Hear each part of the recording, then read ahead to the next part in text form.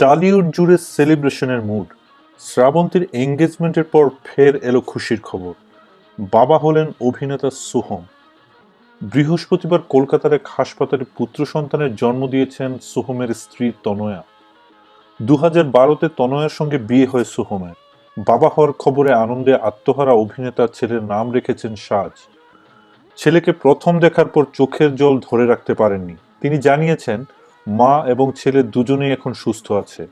আর ছেলে হওয়ার খবরটা প্রথম ফোন করে বুম্বা মামু অর্থাৎ প্রসেনজিৎ চট্টোপাধ্যায়কে দিয়েছিলেন।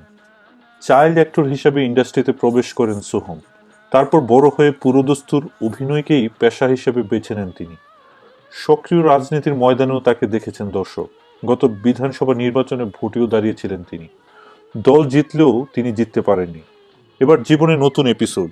সাজকে নিয়ে নতুন এক জার্নি শুরু করতে চলেছেন সোহম।